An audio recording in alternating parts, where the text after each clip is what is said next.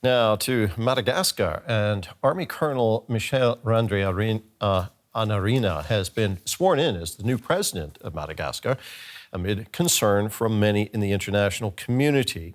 The 51-year-old swapped his uniform for a suit as he was sworn in on Friday by judges of the Constitutional Court.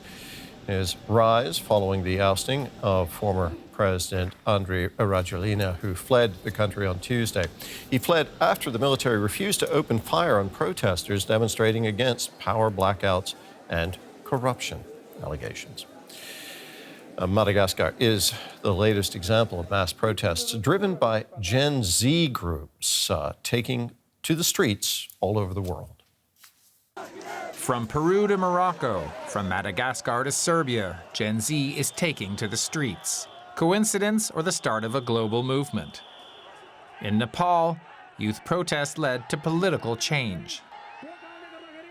The image of young people, of the masses overthrowing a government can be very empowering, and that can triggers or at least inspires people in other countries to try the same thing. Now demonstrations have erupted across the globe. This is about inequality, and this is about young people feeling that they have no future. And we're talking about job opportunities, access to public infrastructure, simple things. What else unites them? They're creative, think memes and anime flags. They're digital, organized on TikTok and Discord. They're determined and sometimes violent, challenging power, even under threat. But their grievances are also diverse. In Nepal, censorship. In Madagascar, blackouts and poverty. In Morocco, a World Cup dream that's left the people behind. People tend to overlook Gen Zs as brain rot generation, as TikTok generation that are politically inactive, right? But I would say that I think now we see that they are driven, and they actually want a secure, a better future, not only for themselves, but their entire generation. So it may not be a global movement yet, but young people in different countries are rallying around the same symbols. Well, for more on this, let's bring in Bart Cammaerts here. He's professor of politics and communication at the London School of Economics, and he's an expert in digital media activism and political movements. Good to have you with us. So we've been seeing so-called Gen Z protests in several places around the globe recently. What would you say is driving them? Well, I think what is driving them is obviously a high degree of anger and frustration amongst these generations, a lot of kind of like feeling of not being heard, but also their interests not being represented, both in non-democratic countries, but also in liberal representative democracies where the interests of young people and working people are not kind of recognized by the political elites. And so part of that is obviously, as was already mentioned before in your report, socioeconomic issues that are front and center, increasing inequalities, high cost of education, low job prospects, housing issues.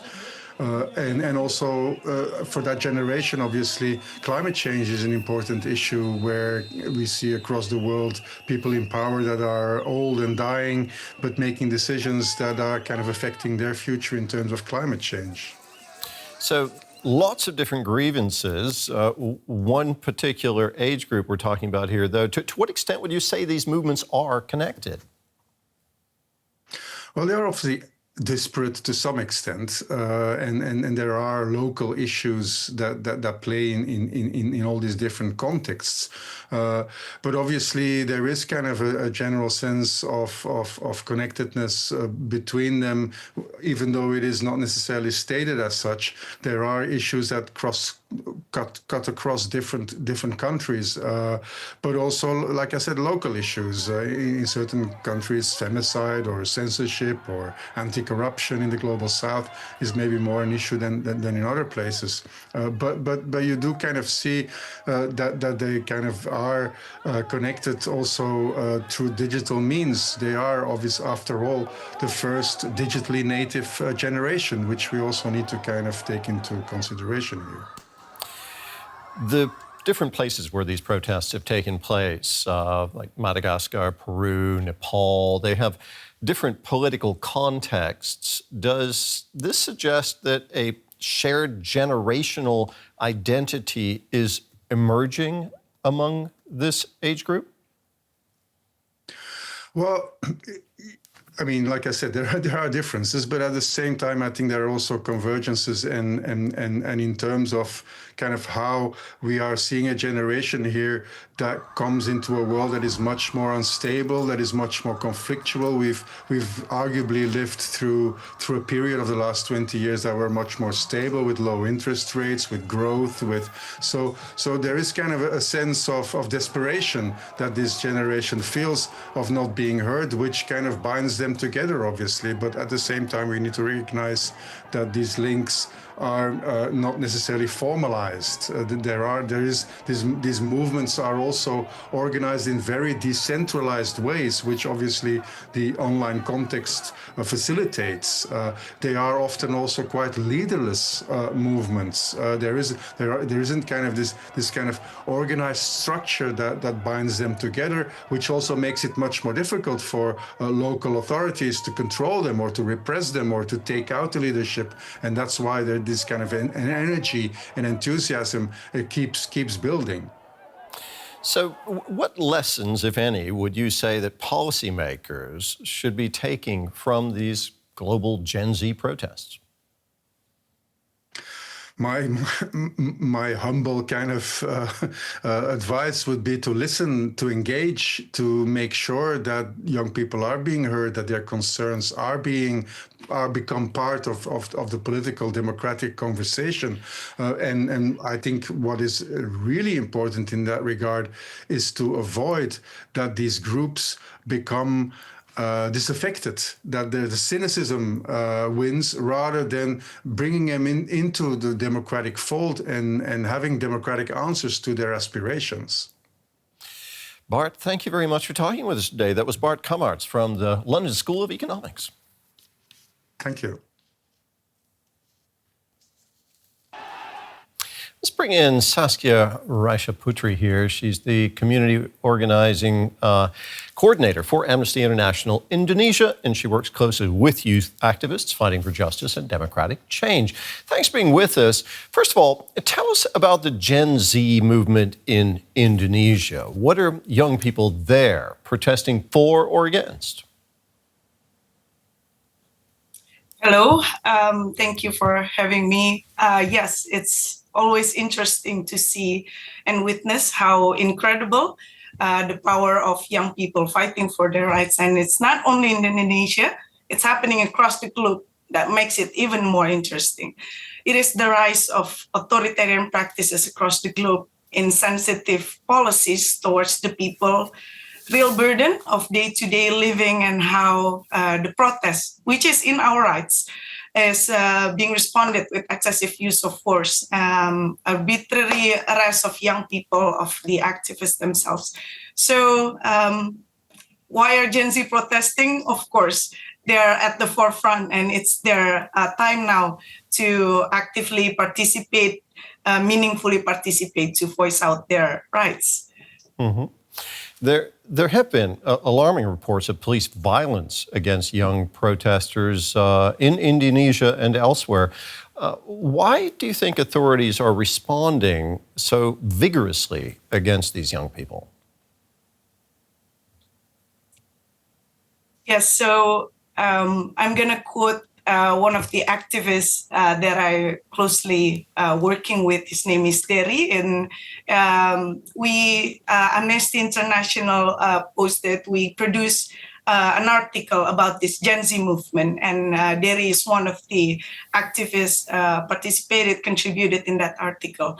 And when we asked about why the government are showing and responding with that, it's because they use repression to silence. And that's what happened this past years, this past decades, of young people being silenced while they have to show up for their own rights, I guess. Now, these Gen Z protests are often described as decentralized and leaderless. Does that make it harder or easier to mobilize against injustice? That's the beauty of it, I would say. Like compared to other generation of other movement, young people are utilizing social media, for example, in a very positive, creative, meaningful way to show solidarity. And this is where kind of leaderless movement take place, because no one is really being held upon to be the leader of them. It's like all of them are leaders. It's all of us are leaders, and we want to be there for everyone's, because this is our time to say something for ourselves. So it shows the real value of people power, and that's exactly what we are hoping for to see in the future. So it shows a very good hope. As a result of these protests, do you feel that the wishes and needs of young people are being heard more in the political arena? Currently, yes.